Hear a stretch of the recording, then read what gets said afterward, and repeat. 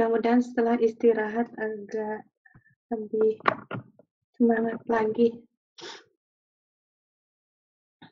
Ya, silakan lainnya on cam dulu.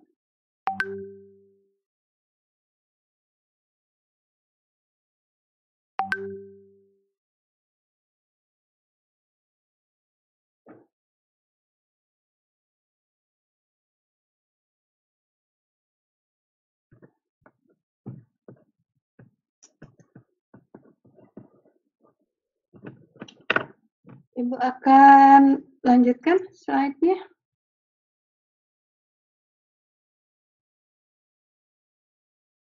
Ya, apakah slide Ibu bisa dilihat? Bisa, Bu. Sudah bisa, Bu. Oke. Kita lihat sekarang distribusi ukuran partikel, ya. Nah, untuk apa nih kita mempelajari distribusi ukuran partikel ini supaya kita tahu yang pertama pembedanya dulu antara agregat halus dan agregat kasar itu di mana gitu ya.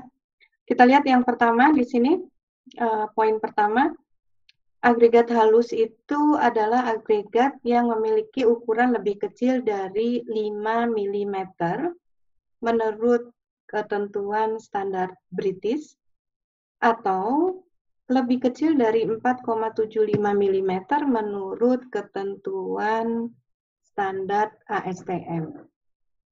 Coba kita lihat gambarnya nih ya. Jadi kalau kita lihat di gambarnya, maka batas antara agregat halus dan agregat kasar itu ada di sini nih, lihat nih. Yang ke kanan ini adalah agregat halus. Fine. Agregat itu adalah agregat halus, ya. Nah, sedangkan yang ke kiri ini adalah agregat kasar.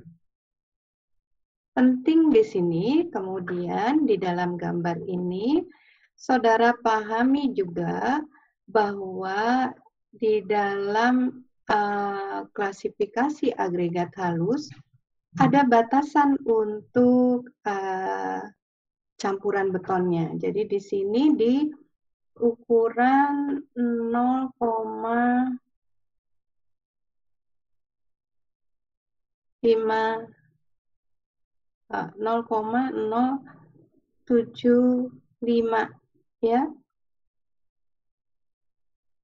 Jadi kita tidak memakai agregat halus yang ukurannya lebih kecil dari 0,15 atau ini Ibu hapus saja 0,075-nya.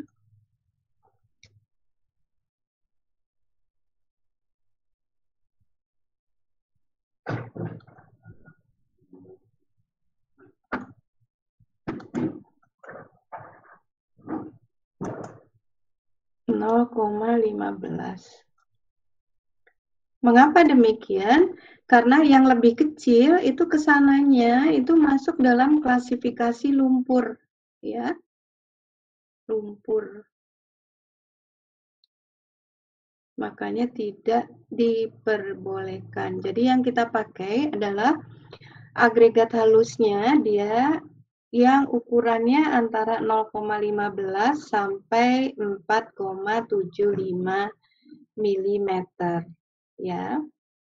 Sedangkan agregat kasar di sini batasannya dari 4,75 sampai 40 mili. Kenapa dibatasi di sini? Karena tadi yang Ibu jelaskan pakai penampang. Karena kalau terlalu besar, nanti dia tidak masuk ke dalam jarak antara tulangan dan permukaan beton ataupun jarak antar tulangan. Makanya ada batasan nih di sini. Ya.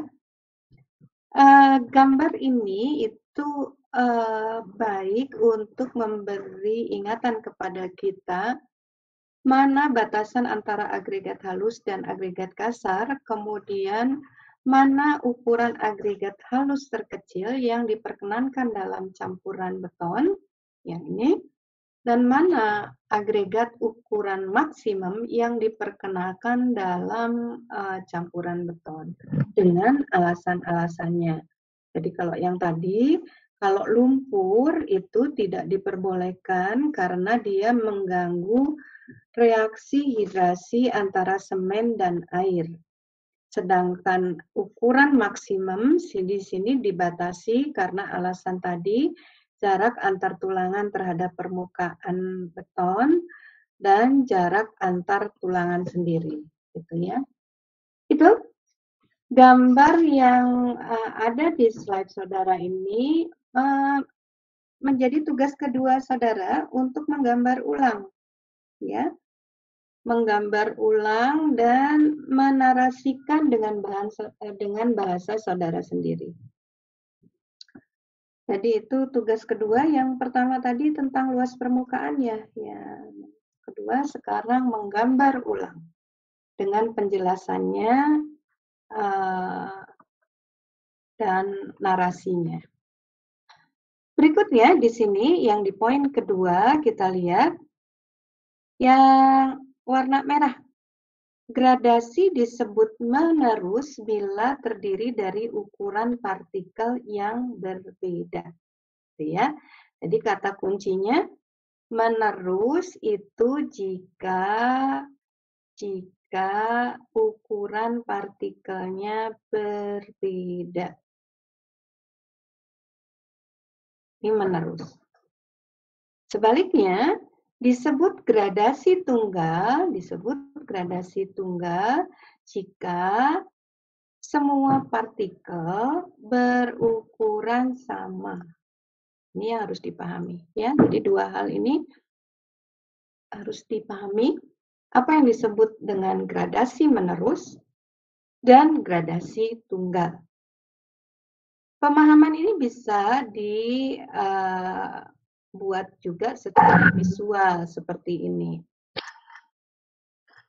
Nah, kalau tadi kita sudah pelajari bahwa pada saat dia ukurannya sama, maka inilah yang disebut dengan gradasi tunggal, ya.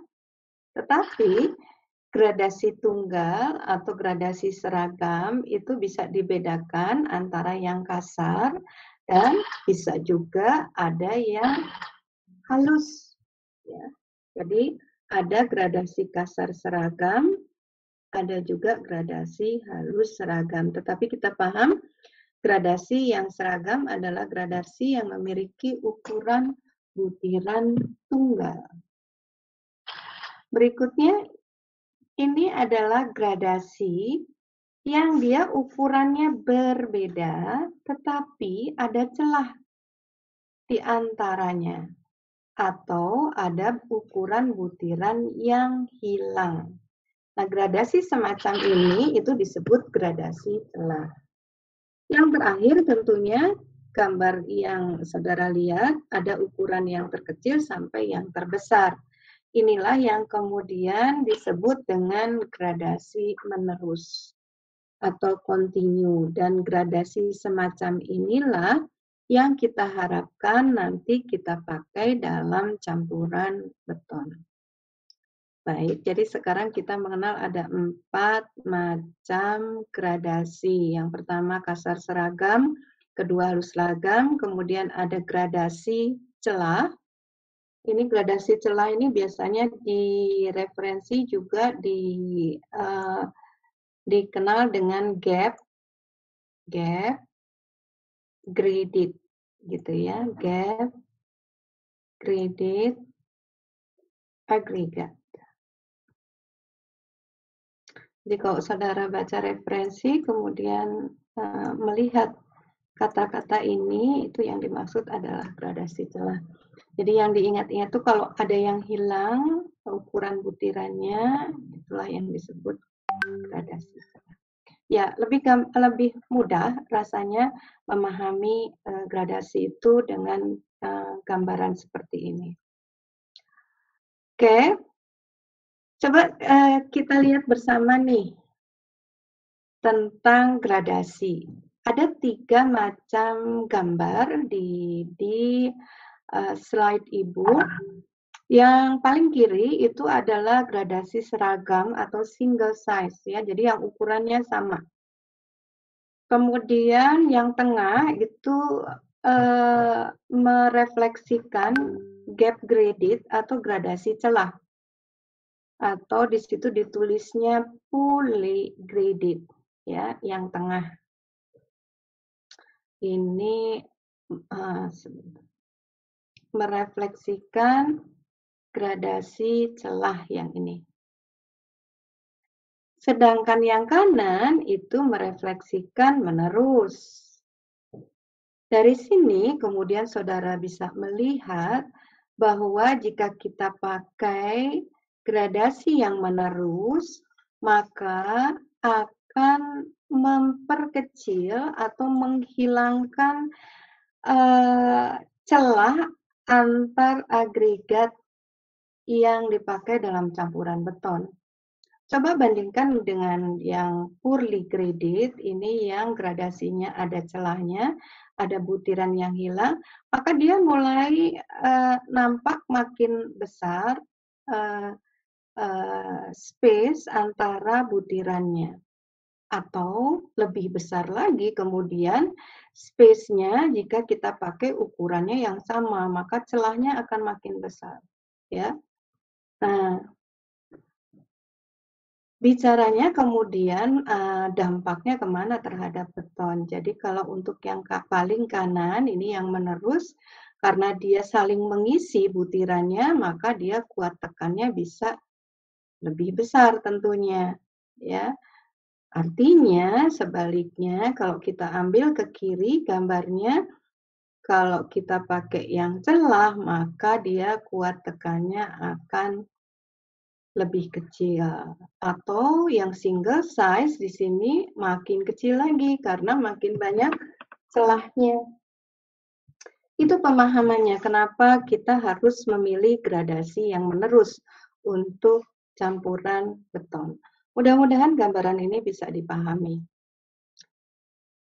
Itu tentang gradasi. Nah, kita lihat sekarang ketentuannya menurut ASTM C33 di sini ya.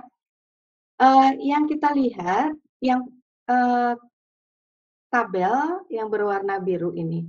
Jadi kalau saudara lihat di sini, ada angka mulai yang terkecil 0,149 atau tadi yang Ibu tuliskan 0,15 sampai kemudian di sini batasnya agregat halus ada di sini batasnya 4,75 ini agregat halus.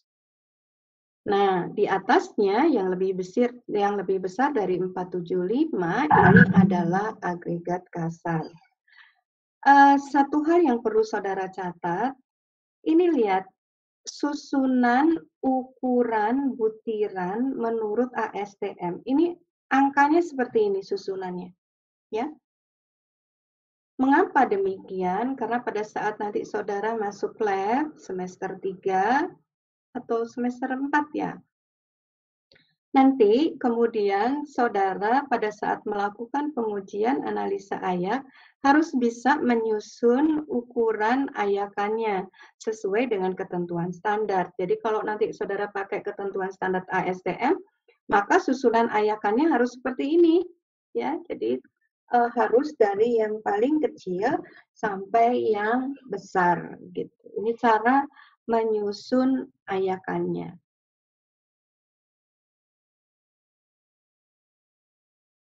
Coba kita lihat nih bagaimana nanti sekilas gambarannya cara kita mengetahui distribusi ukuran agregat. Ini tadi yang gambar paling kanan, ini adalah gambar susunan ayakan agregat. Apapun standar yang kita pakai, ya. Jadi nanti pada saat kita menguji, ini yang paling bawah, ini tentunya yang paling kecil ukurannya, terus demikian disusun sampai yang paling besar gitu. Ada juga ayakan yang bentuknya tidak bulat tetapi seperti ini, ada juga ya yang persegi seperti ini. Kemudian ayakan di dalam pengujian ini memiliki diameter tertentu, ya. Selain itu dia memiliki kedalaman. Kalau saudara lihat di sini di bagian atas dari ayakannya, inilah yang kemudian kita kenal dengan ukuran lubang ayakan.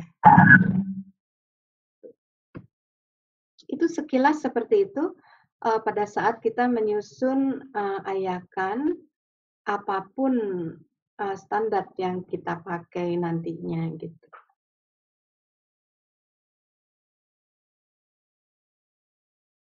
Oke, nah gradasi sendiri itu pengaruhnya kemana? Kita lihat di sini dia jika kita terlalu banyak memakai agregat halus di dalam campuran beton, maka biayanya lebih mahal, ya. Tetapi terlalu banyak agregat kasar, workability atau kemampuan dikerjakannya juga menjadi rendah, ya, atau dia sangat kental si campurannya. Itu workability rendah karena workability tadi hubungannya dengan kekentalan campuran, ya. Sehingga oleh karenanya diperlukan kombinasi antara agregat halus dan agregat kasar, ya. Jadi kalau kita beli di material dari supplier, itu kita belinya sudah dibedakan agregat halus atau pasir dan agregat kasar. Tidak ada yang kemudian tersedia, itu sudah merupakan kombinasi antara agregat halus dan agregat kasar. Tidak ada yang menyediakan seperti itu produsen, ya. Nah, bagaimana kita mengkombinasikan ini dengan memanfaatkan data hasil pengujian analisa ayak. Pengujian analisa ayak itu yang tadi yang memakai susunan ayakan sesuai standar. Jadi kalau misalnya kita lihat susunan yang kanan ini ya, Ibu masukkan sejumlah agregat ke dalam susunan ayakan ini. Kemudian yang bawah ini adalah shaker, penggetar, ya, shaker atau penggetar. Kemudian kita getarkan selama kurang lebih 30 menit, maka agregat yang kita masukkan tadi dari atas, tentunya ada yang masuk seperti ini, sesuai dengan ukuran butirannya, gitu. Atau kemudian dikatakan ada yang lolos di setiap ukuran ayakan, ada juga yang tertahan di setiap ukuran ayakan. Itu pada saat dilakukan pengujian analisa ayak, ya. Karena agregat akan mengikuti ukuran butirannya, jadi menempati ayakan sesuai ukuran butirannya, gitu ya. Nah, dari situ kemudian dari pengujian tadi kita lakukan perhitungan kombinasi antara data hasil pengujian agregat halus dan data yang kita peroleh dari pengujian agregat kasar. Ini akan kita pelajari penggabungan agregatnya nanti di pertemuan berikutnya. Tetapi dari sini apa yang bisa kita pelajari bahwa jika kita pakai semua pengisinya adalah agregat halus, maka dia akan terlalu mahal biayanya. Atau sebaliknya jika terlalu banyak agregat kasar, maka kita dapatkan campuran yang rendah workability-nya. Oke, itu tentang ukuran butiran. Sekarang yang kedua, kita lihat bentuk partikel. Nah, rasanya saudara sudah tahu bentuk partikel kerikil maupun batu pecah, sudah pernah lihat gitu ya. Tetapi secara referensi, itu yang namanya bentuk partikel itu dibedakannya bermacam-macam. Jadi kalau saudara lihat gambarannya di kanan dari slide saudara, ada yang bulat, kemudian ada yang bentuknya ini angular. Angular itu membentuk membentuk sudut. Itu namanya angular. Jadi Yang bulat itu contohnya misalnya yang spherical, kemudian irregular, ada juga yang highly irregular. Kemudian ada yang flat ya atau pipih, flat atau pipih gitu ya. Kemudian ada yang elongated atau memanjang. Nah, untuk yang angular yang membentuk sudut itu bentuknya bisa cubical, bisa juga irregular, juga bisa highly irregular. Bisa juga dia memanjang sama pipi ya, flaky atau memanjang gitu. Itu secara referensi seperti itu dibedakannya. Ya. Tapi apa kemudian pengaruh dari bentuk partikel? Kita lihat sini, yang poin pertama, agregat makin bulat, maka friksi antar partikel makin rendah. Friksi itu gesekan ya, dibandingkan batu pecah. Kemudian luas permukaannya makin kecil, maka jumlah air yang diperlukan untuk mencapai workability makin sedikit. Beton yang dihasilkan potensial makin tinggi kekuatannya. Ya. Nah, ini bisa saudara narasikan dengan bahasa terbalik.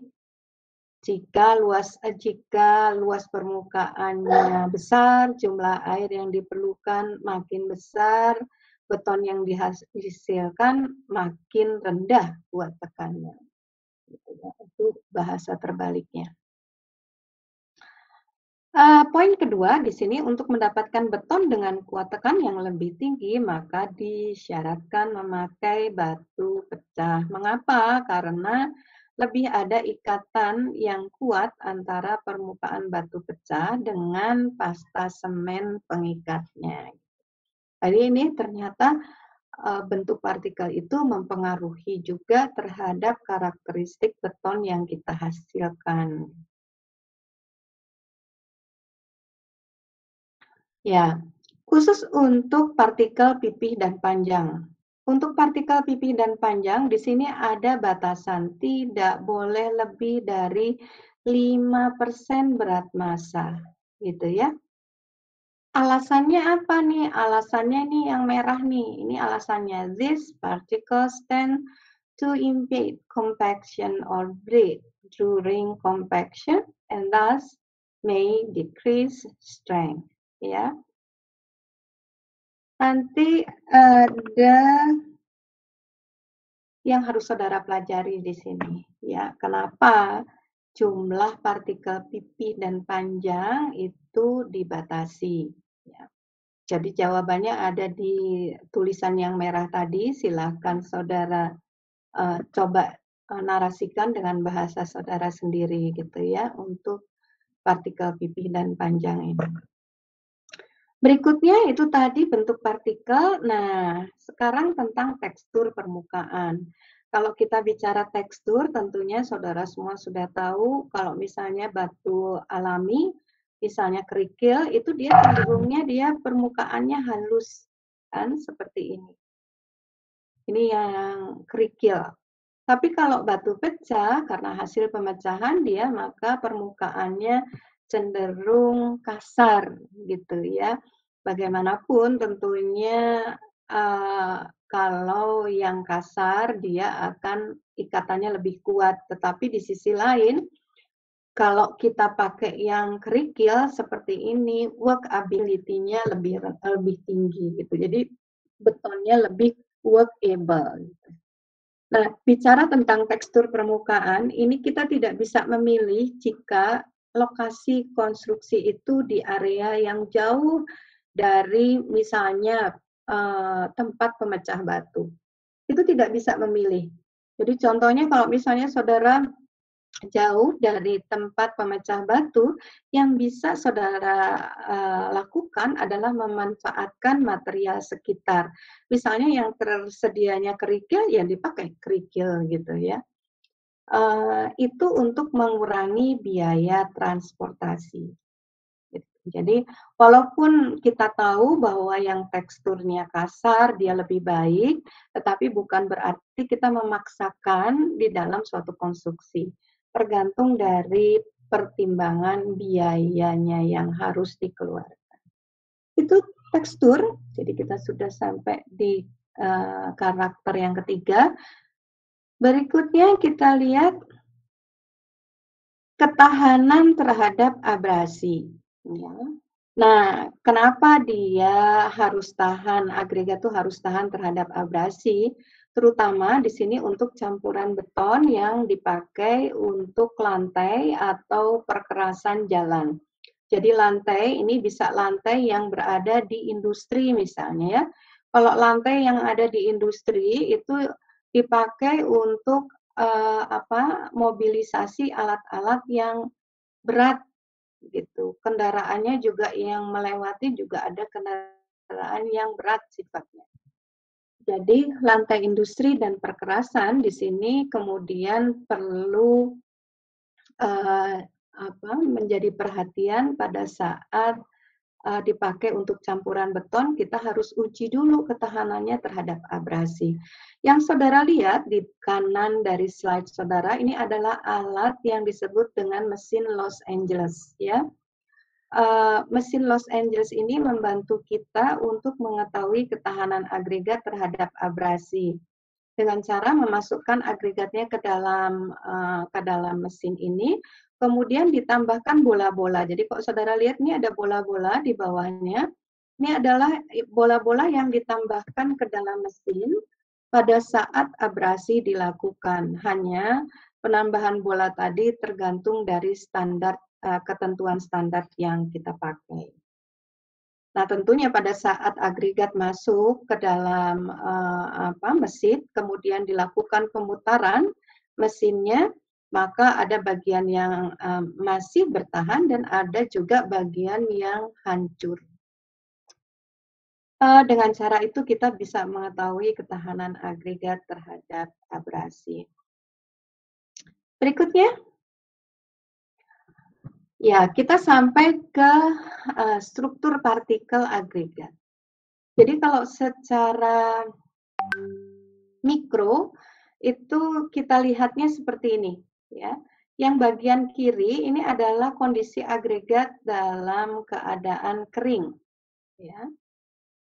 Jadi kalau kita lihat di kondisi agregat yang kering ini ada bagian yang solid atau padatan, kemudian ada juga rongga udaranya gitu. Tetapi pada saat agregat itu basah, maka rongga-rongga udara tadi akan terisi dengan air, ya. Atau di sini terisinya hanya sebagian. Partially filled with water. Itu pada saat dia kondisinya basah. Kecuali kalau kondisinya memang betul-betul jenuh, maka semua rongga udara akan terisi oleh air. Ini yang harus dipahami dulu bahwa struktur partikel agregat itu terdiri dari padatan dan rongga udara. Yang kemudian rongga tadi bisa terisi air sepenuhnya atau sebagian pada saat dia kondisinya basah. Kondisi daripada struktur partikel ini kemudian akan mempengaruhi banyaknya air yang kita perlukan dalam campuran beton. Ya, bagaimana kemudian kita memahami lebih lanjut tentang hal ini? Kita lihat seperti ini. Saudara lihat gambar yang ada di slide saudara. Jadi gambar paling atas ini adalah kondisi agregat pada saat kering oven, ya, atau oven dry.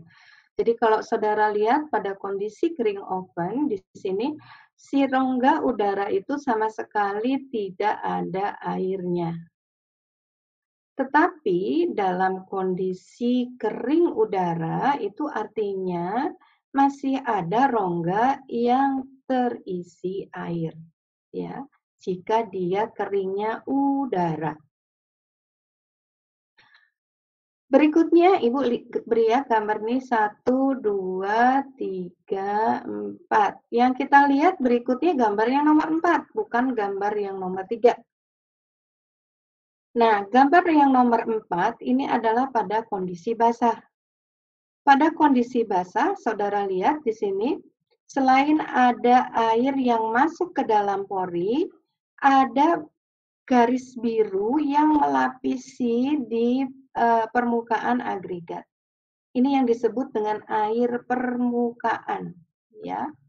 Jadi yang ada di lapisan di permukaan agregat itu adalah air permukaan.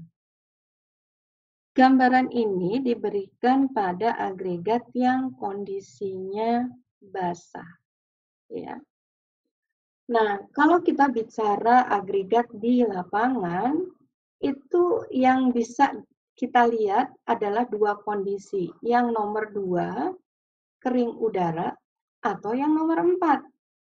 Jadi nomor 4 itu pada saat misalnya nih kemarin seharian hujan lebat, maka kemungkinannya dia ada di kondisi nomor 4. Tetapi setelah berminggu-minggu misalnya tidak turun hujan di lapangan karena agregat itu diletakkan di lapangan secara terbuka, maka kemungkinan dia akan menjadi kering udara. Nah, karena alasan inilah maka kemudian pada saat kita menentukan banyaknya air campuran yang diperlukan dalam pembuatan beton, harus ada acuan kondisi tertentu supaya bisa dipakai untuk menghitung kondisi air yang diperlukan sebenarnya. Bagaimana kemudian menurut standar kondisi itu disebut kondisi SSD yang nomor 3 ini. Jadi ini hanya bisa didapat di laboratorium, ya. SSD ini singkatannya dari apa? S pertama itu saturated. Saturated atau jenuh, ya. Saturated. Kemudian S yang kedua, surface. Dan yang terakhir D-nya itu untuk dry, ya. Ini surface yang kedua, kemudian ini stand for dry.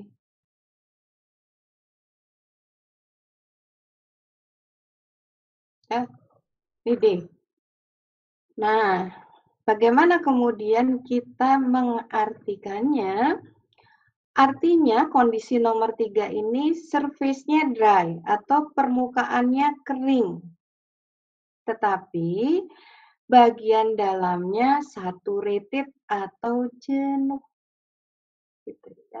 Jadi maksudnya saturated surface dry itu jenuh di bagian dalam tetapi kering di permukaan. Dan sekali lagi kondisi nomor 3 ini hanya bisa dilakukan atau diperoleh di laboratorium. Sama hanya dengan kondisi yang pertama.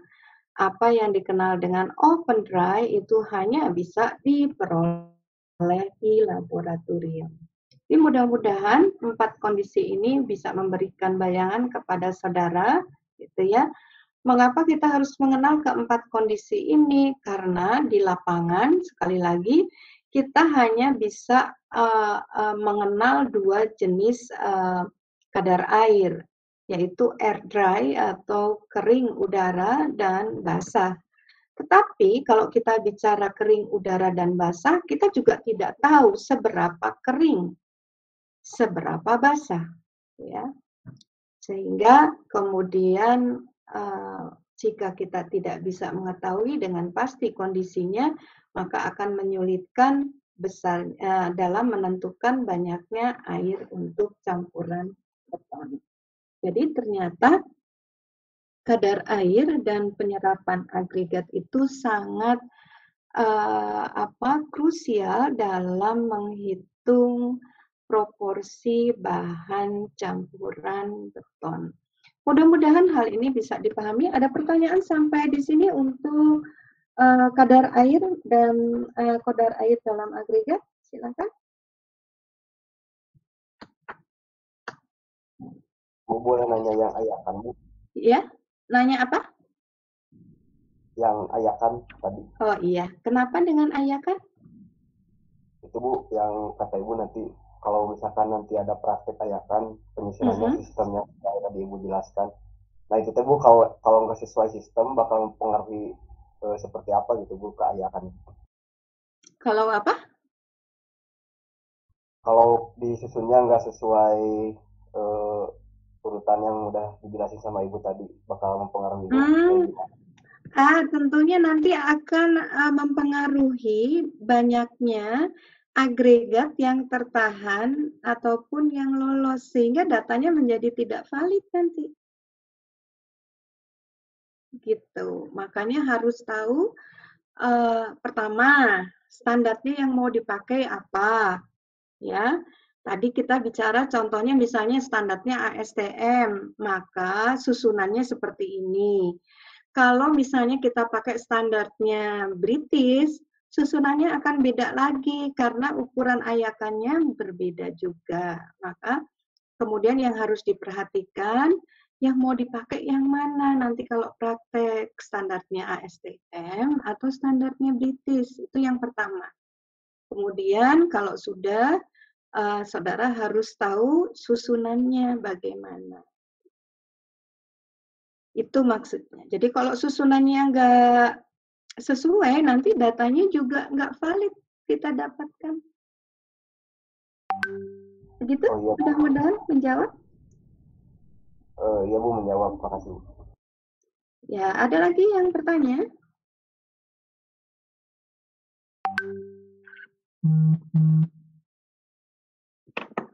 Ada pertanyaan lagi? Tentang kadar air sudah pahamkah? Ibu, saya mau bertanya, Bu. Ya. Kalau misalnya kan tadi SSD cuma bisa dibuatnya di lab, gitu, Bu. Ya. Jadi kita kalau di lapangan cuma bisa kering, air dry sama wet, gitu, Bu. Nah, kalau misalnya kan kita mau bikin campuran proporsi buat beton itu di lapangan. Kalau misalnya lembab gitu Bu, kan belum tentu air dry dan juga belum tentu wet gitu Bu. Bagaimana gitu Bu cara membedakannya? Oke, pertanyaan yang bagus. Jadi yang namanya pelaksana ataupun konsultan itu memiliki kewajiban membuat mix design rencana sebelum pelaksanaan dilakukan.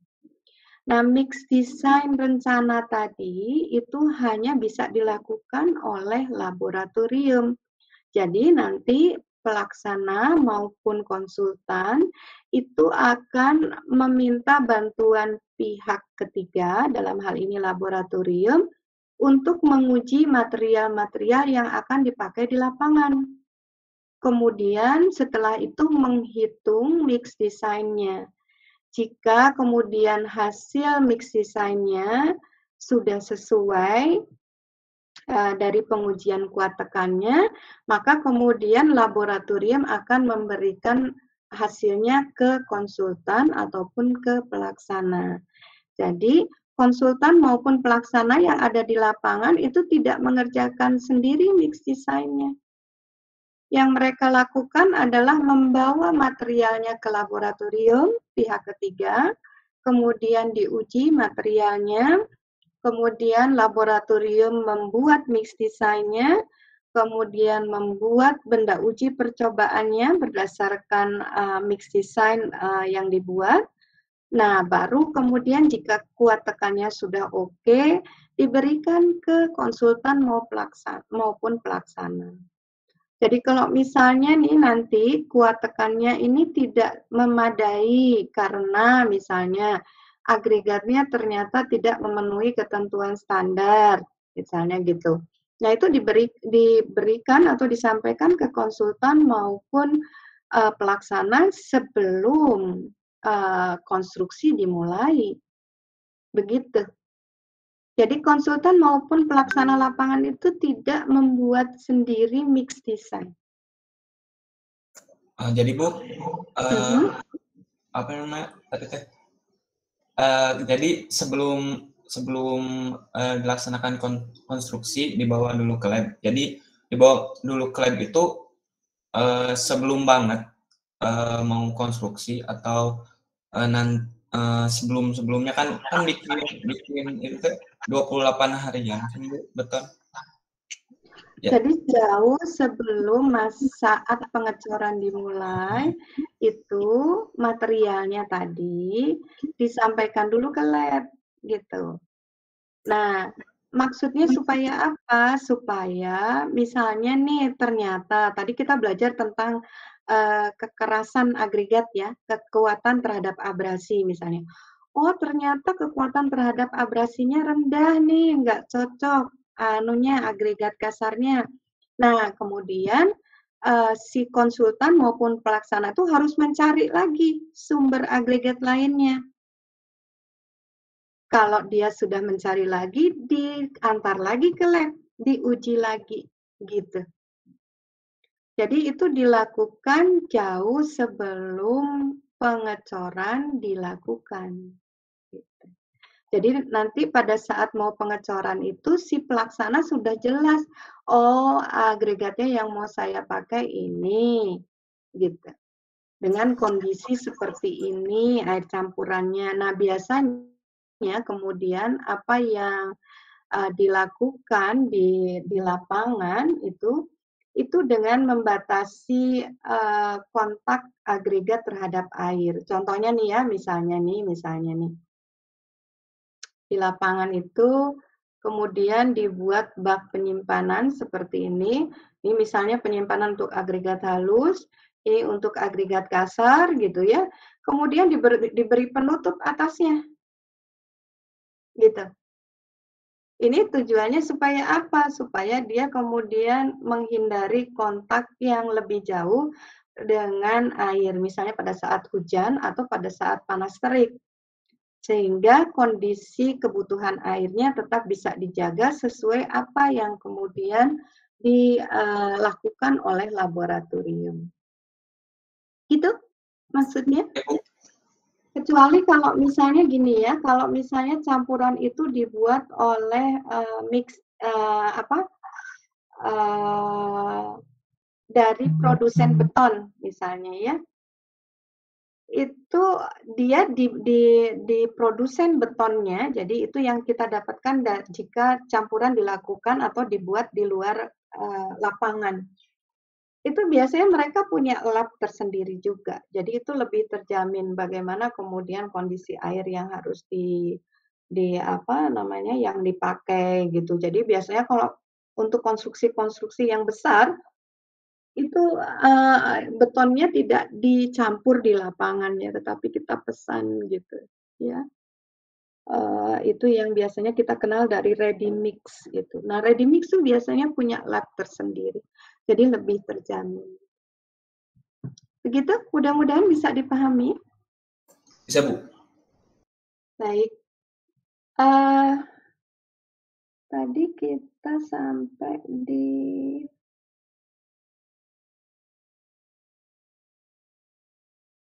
sini. Oke.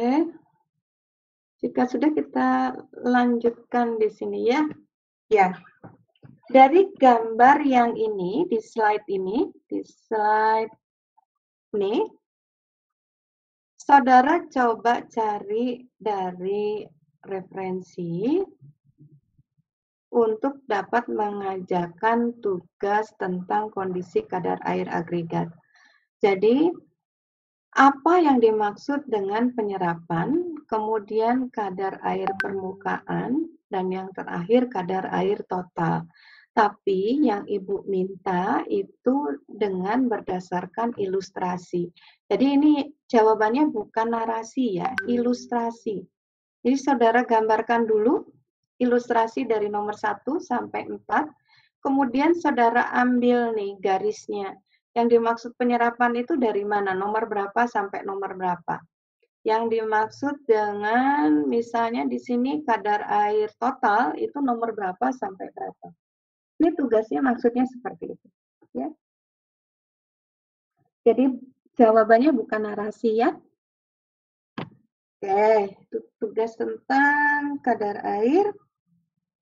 Nah, berikutnya Ibu lanjutkan tentang penyimpanan stockpiling, ya.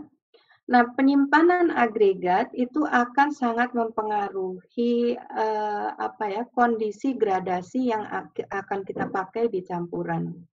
Biasanya kalau orang menimbun agregat di lapangan itu bentuknya bisa 3 macam nih.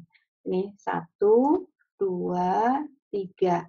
Yang paling bagus ini adalah cara menyimpan yang nomor 3. Jadi seperti ini yang paling bagus. Mengapa demikian? Saudara bayangkan yang nomor 1 nih, lihat gambarnya. Jika saya cara menimbunnya seperti ini, maka pada saat kemudian kita tambahkan lagi nih agregat untuk ditimbun gitu. Apa yang terjadi? Butiran yang besar tuh akan lari ke bawah. Ya. Jadi akibatnya pada saat kita ngambil nanti misalnya ngambilnya dari bagian bawah, cenderung dia kasar butirannya atau ukuran butirannya besar karena cara menimbun atau cara stockpiling seperti ini. Jadi bentuk timbunan yang seperti ini kalau makin banyak itu cenderung kemudian pada saat ditimbun lagi ditambahkan timbunannya nanti yang besar-besar turun ke bawah, yang tinggal di atas yang kecil. Itu jadi sepertinya hal sederhana gitu, tetapi ternyata dia bisa mempengaruhi ya agregat yang kita pakai. Itu tentang stockpiling kalau di lapangan. Jadi sekali lagi yang paling baik adalah cara menimbun yang nomor 3 sehingga tidak terjadi segregasi atau pemisahan ukuran agregat seperti nomor 1. Oke, berikutnya kita lihat ketentuan standarnya. Kalau dari tadi bicara bahwa pada saat sebelum mix design dilakukan, kita lakukan pengujian sesuai agar agregat sesuai dengan ketentuan standar gitu. Yang pertama kita lihat misalnya untuk agregat halus. Nah, di sini pengertiannya tadi kita sudah diskusikan bahwa agregat halus ini adalah agregat dengan butiran maksimum 5 mm ini kalau menurut SK SNI atau British Standard itu sama 5 mm. Tetapi untuk ASTM itu ukuran butir maksimum untuk agregat halus adalah 4,75. Jadi sekali lagi tergantung dari standar yang akan kita pakai nantinya di laboratorium yang mana yang akan kita pakai. Oke, kemudian di sini ada beberapa persyaratan lain yang saudara bisa baca sendiri. Di sini misalnya untuk sifat kekal. Nah, sifat kekal ini jarang sekali diuji di laboratorium gitu ya. Jadi karena kenapa demikian? Biasanya kalau misalnya kita dapatkan dari berat jenisnya sudah tinggi, maka itu biasanya relate bahwa dia cukup memiliki sifat kekal. Kenapa tidak diuji? Karena kalau terlalu banyak job yang dilakukan juga tidak akan sampai dalam 1 semester ya, tidak akan terselesaikan. Berikutnya untuk agregat halus yang harus saudara lihat adalah kandungan lumpur. Jadi di sini kandungan lumpurnya maksimum 5%, itu ketentuan standar. Nah, kalau dikatakan kandungan lumpur maksimum 5%, saudara harus tahu apa yang dimaksud dengan lumpur adalah material dengan ukuran butiran lebih kecil dari 0,15 mm. Itu yang dimaksud dengan lumpur. Nanti ada pengujiannya kalau saudara ke laboratorium. Nah, biasanya di sini kalau kandungan lumpurnya terlalu besar, katakanlah dari pengujian kita dapatkan 8%, maka biasanya kalau tidak mau mengganti sumber dari agregat yang akan kita pakai, harus dicuci gitu ya. Tetapi tidak mudah melakukan itu untuk campuran beton yang volumenya besar. Berikutnya di poin E, saudara lihat di sini tidak boleh mengandung bahan organis terlalu banyak. Kenapa? Karena bahan organik ini akan sama dengan lumpur menghambat reaksi antara semen dan air. Nah, kenapa bahan organis harus kita cek untuk agregat? Karena kita tahu agregat itu diletakkan di luar yang bermainnya dengan akar, dengan daun, misalnya berasal dari tumbuhan. Berikutnya untuk yang poin F, ini pernah kita bahas minggu lalu, jadi reaksi alkali agregatnya harus negatif supaya tidak terjadi perubahan volume terhadap terhadap betonnya. Dan yang poin G di sini tentang pasir laut tidak boleh dipakai. Kenapa? Karena dia mengandung garam ya. Kita tahu air laut mengandung garam dan ini juga akan mempengaruhi reaksi antara semen dan air.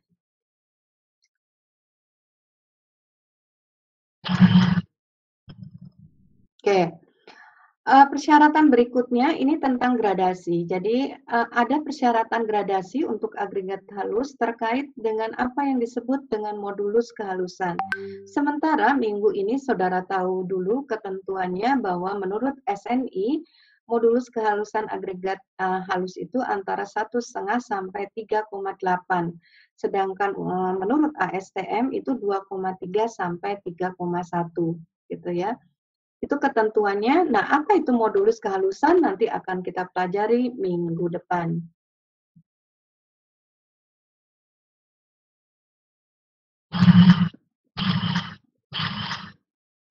Ya, saudara lihat di sini contoh persyaratan susunan butir menurut British Standard dan ASTM.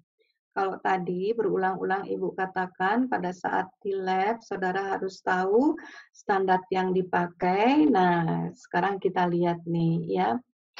Ini kalau kita lihat dari ukuran ayakannya atau sieve size-nya. Menurut BS ini, susunan ukuran ayakannya itu seperti ini nih. Ya, ini susunan ayakan BS. Sedangkan ASTM itu ukuran ayakannya, susunannya seperti ini. Apa yang bisa kita lihat di sini? Bahwa ada perbedaan ketentuan ukuran ayakan menurut BS dan ASTM. Kalau untuk jelasnya kita lihat di baris yang ini. Jadi saudara lihat kalau menurut British Standard di sini pembeda antara agregat halus dan agregat kasar ada di 5 mm. Tetapi kalau menurut ASTM pembedanya ada di 4,75 mm atau 3/16 inci. Nih ya. Nanti dari sini maka kemudian kita tahu bahwa misalnya diminta oleh pengampu nanti di lab. Kita mau menguji analisa ayak menurut ASTM. Jangan salah ambil susunan ayakannya. Kalau saudara salah ambil, pakai yang BS, nanti saudara plotting hasil analisanya tidak akan cocok. Gitu ya. Itu. Jadi kita tahu sekarang Mengapa kita harus tentukan standarnya dulu sebelum melakukan pengujian? Karena ketentuannya juga berbeda. Ya, mudah-mudahan ini bisa dipahami. Kalau kemudian saudara lihat di tabel ini ada di baris paling atas, mana kursor Ibu hilang. Di paling atas di sini ada tulisan percentage by mass passing CVs, ya. Jadi passing di sini lolos. Jadi jumlah berat yang lolos masing-masing agregat. Nah, ketentuannya BS itu yang ini. Ini ketentuannya BS nih. Nih. Sedangkan yang ASTM cuma satu. No, ketentuannya juga berbeda. Ya. Artinya nanti pada saat kita selesai melakukan pengujian, kemudian mengolah data, nah, ketentuan ini harus kita penuhi. Ketentuan baik ASTM ataupun BS sesuai yang kita pakai. Ya. Kalau saudara lihat misalnya di sini nih, untuk lolos, ini kita bicaranya lolos ya, lolos ayakan 5 mm, Ibu ambil ke ASTM. ASTM di sini batasannya 95 sampai 100. Nah, untuk yang BS, dia ketentuannya ada di overall grading, di sini 89 sampai 100. Beda ketentuannya, gitu ya. Ada dua angka di dalam ketentuan lolos ayakan ini. Jadi yang kiri minimum, yang kanan itu maksimum. Jadi kalau saudara lihat bacanya ini ya, yang kiri minimum, yang kanan maksimum gitu. Artinya angka-angka ini sebetulnya kalau saudara sulit memahaminya dari tabel, maka saudara nanti bisa pakai pertolongan grafik. Itu akan lebih mudah. Nanti kita lihat grafiknya ya.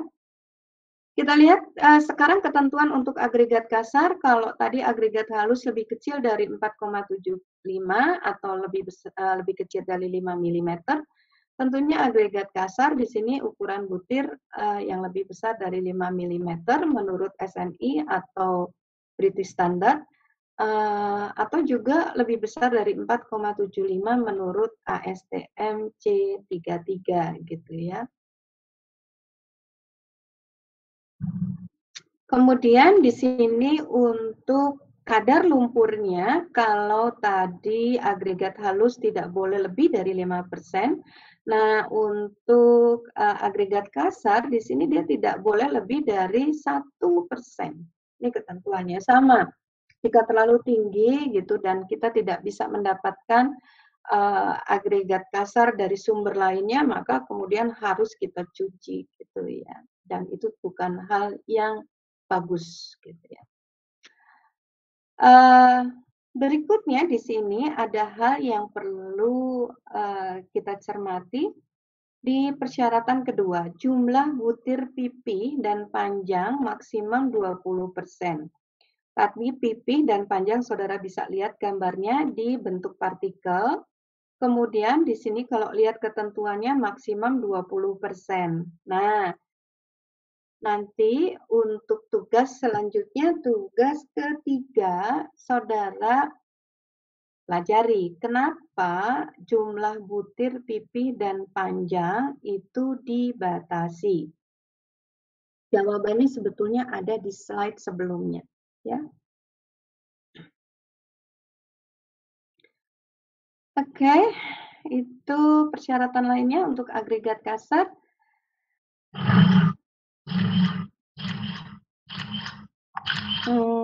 Ini sifat kekal yang jarang juga kita uji di laboratorium. Tetapi kita lihat tabel berikutnya, ini ada berbagai ketentuan lain menurut SNI. Misalnya nih, saudara lihat yang kolom terakhir nih, kolom terakhir ya, kolom terakhir di sini, kekerasan dengan bejana geser Los Angeles. Itu yang tadi, yang mesinnya Ibu perlihatkan tadi. Jadi untuk mengetahui kekuatan agregat terhadap abrasi, itu maksudnya kekerasan dengan bejana geser Los Angeles karena mesinnya namanya Los Angeles. Nah, kalau kita lihat dari kolom pertama, contohnya yang baris kedua di sini ini untuk beton normal. Misalnya kita ambil untuk beton sampai mutu K225, persyaratannya di sini untuk abrasinya adalah 27 sampai 40%. Gitu. Itu cara bacanya seperti itu. Atau jika untuk mutu yang lebih tinggi, itu ada di baris yang terakhir, di sini dia harus kurang dari 27%. Gitu, contohnya. Ketentuan lain yang ada di SNI untuk agregat kasar. Sehingga nanti kalau saudara ke lab melakukan pengujian ini, maka saudara harus lihat ketentuan abrasi sesuai standar yang saudara pakai. Oke, berikutnya ada ketentuan gradasi untuk agregat kasar sama halnya dengan agregat halus tadi. Nah, sekedar tahu dulu saja, jadi nanti kita akan pelajari lebih lanjut minggu depan bahwa modulus kehalusan di sini menurut SNI untuk agregat kasar itu kisarannya 6 sampai 7,1.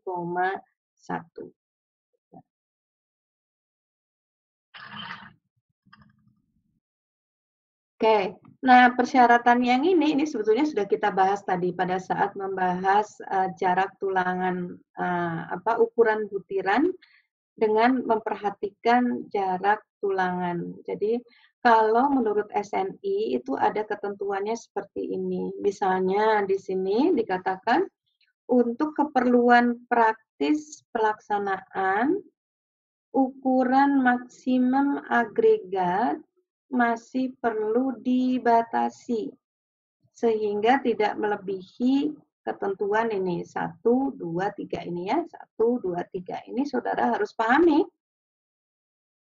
ya. Baru kemudian kalau saudara sudah memahami ini saudara baru bisa memilih ukuran butiran maksimum yang akan saudara pakai untuk campuran beton. Dan tentunya ukuran butiran maksimum itu akan berbeda-beda dari satu elemen struktur ke elemen struktur lainnya gitu ya. Jadi jangan disamaratakan. Harus dilihat gambar kerjanya sekali lagi. Itu untuk maksimum butirnya. Nah, berikutnya ini kita lihat nih cara baca dari referensi nih. Untuk yang ASTM. Karena di ASTM itu di referensi nanti keluarnya inci seperti ini ya, satuannya di referensi gitu. Tetapi untuk memudahkan saudara, itu saudara harus tahu konversinya. Jadi contohnya misalnya kalau 3/4 in itu sama dengan 9,5 mm. Kemudian untuk yang nomor 4 itu sama dengan 4,75 mm begitu. Ya. Sedangkan untuk yang nomor 8 itu sama dengan 2,36 mm. Supaya nggak salah nanti pada saat olah datanya. Ini karena di referensi itu diberikannya inci gitu ya. Nanti di tabel hasil pengujian itu dari lab itu saudara dapatnya milimeter. Oke. Nah, ini ketentuannya tadi sekali lagi Ibu berikan ketentuan lolos by mass dalam berat ya. Jadi percentage passing ini dalam persen untuk masing-masing berat butiran yang lolos pada ukuran ayakan tertentu. Gitu. Jadi seperti tadi sudah Ibu sampaikan, ada angka minimum, ada angka maksimum. Ini untuk yang ASTM, nah yang SNI contohnya sama, ini SNI, lihat nih ukuran ayakannya seperti ini untuk ketentuan agregat menurut SNI, dan ini adalah ketentuan lolosnya persen berat yang lolos untuk halus, agregat halus, dan yang ini untuk agregat yang kasar. Jadi yang saudara lihat ini, Batasannya yang ini. Itu. Sama ini juga ada angka minimal, ada angka maksimal. Tadi seperti Ibu sampaikan, kalau saudara sulit melihat secara tabel, saudara bisa melihatnya secara grafik seperti ini. Jadi batasan-batasan itu diberikan dengan grafik seperti ini. Dapatnya dari mana grafiknya? Dari tabel tadi, ya. Jadi yang kita harapkan adalah gradasi yang masuk ke dalam batasan. Misalnya, yang masuk dalam batasan 1 dan 2, maka nanti hasil pengujian analisa ayat kita harus ada di sini, di antara ini. Kalau keluar, berarti tidak memenuhi. Gitu, ya. Atau sebaliknya, misalnya kita ambil grafik yang 3 atau 4, itu, maka kemudian gradasi hasil pengujian kita harus masuk di sini. Jika keluar berarti tidak memenuhi gitu. Tetapi dengan cara pakai grafik ini lebih mudah dibandingkan melihat pakai tabel seperti ini. Dan ini akan kita pelajari minggu depan, ya.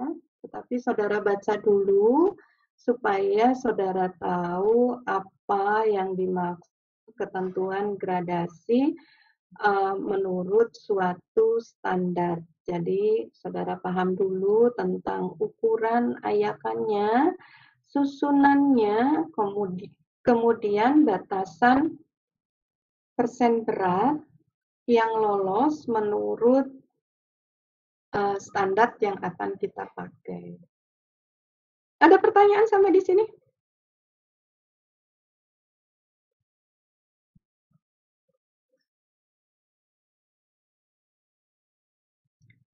Silakan bertanya jika kurang paham.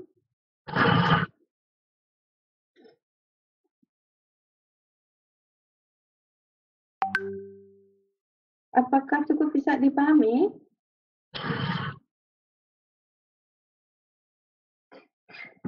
Ya, jadi kalau saudara lihat di sini, ini adalah grafik dari persyaratan British Standard, ya. Nanti grafik persyaratan ASTM bentuknya beda lagi. Karena tadi batasannya juga berbeda, gitu ya. Oke, ini ada hal lain yang bisa saudara baca sendiri, ketentuan dari SNI, tetapi kurang lebih sama. Misalnya kita bicara untuk keausan agregat, di sini pakai mesin Los Angeles, misalnya gitu ya. Tetapi di sini dibedakannya misalnya untuk beton mutu sedang dan beton mutu rendah, misalnya. Itu cara bacanya. Ya, masih ada pertanyaan-kah? Ini adalah akhir dari pembelajaran kita hari ini. Silakan dipelajari. Terutama tadi ada tugas yang Ibu berikan. Ada 4 tugas ya yang Ibu berikan. Tugas ini tidak dikumpulkan, tetapi masing-masing harus mengerjakan karena nanti akan kita diskusikan untuk belajar bersama teman. Ya.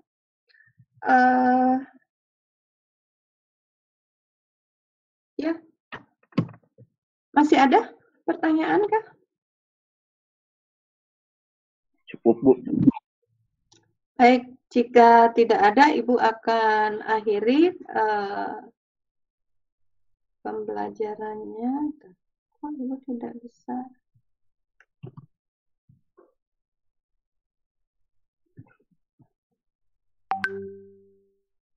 Widiawati, apakah dokumentasi kedua sudah dibuat? Sudah, Bu, sudah dikirim. Oke. Iya. Hari ini apakah saudara ke kampus? Iya, Bu. Iya, Bu. Iya, Bu. Tapi separuh kelas ya? Semuanya. Semuanya, Bu. Ya. Oh, nggak salah ya. Ya, nanti ini karena ada surat edarannya bahwa untuk praktek itu hanya diperkenankan 50% saja gitu ya. Tapi mungkin karena saudara di luar, mungkin jadi saudara masuk bersamaan gitu ya, satu kelas. Tetapi kemudian yang Ibu titipkan masing-masing harus bisa aware kondisi kesehatannya gitu ya. Kalau memang merasa tidak sehat, sebaiknya tidak perlu datang gitu ya. Ini contoh saja minggu lalu untuk yang praktek juga di kampus gitu. Ada satu kelas yang kemudian ternyata salah satunya terpapar. Nah, tapi mungkin karena tidak aware dengan kondisinya, akhirnya hari berikutnya lebih banyak lagi yang terpapar gitu ya. Jadi bukan apa sih hanya ke diri sendiri aja, bagaimana kita menjaga orang lain gitu ya. Walaupun saudara merasa perlu saya datang karena praktek gitu, tetapi kalau merasa tidak sehat ya jangan memaksakan gitu. Ya, karena sakit sekarang itu banyak OTG-nya. Ya. Yang yang terpapar tuh banyak OTG-nya. Jadi kalau kita tidak aware ya kita tidak bisa menyelamatkan yang lain gitu. Gitu ya. Ya, mudah-mudahan semua sehat. Kita bertemu lagi minggu depannya. Silakan pelajari apa yang sudah kita diskusikan minggu ini. Sampai minggu depan, sehat selalu. Wassalamualaikum warahmatullahi wabarakatuh. Waalaikumsalam. Terima kasih Bu. Sama-sama. Ya.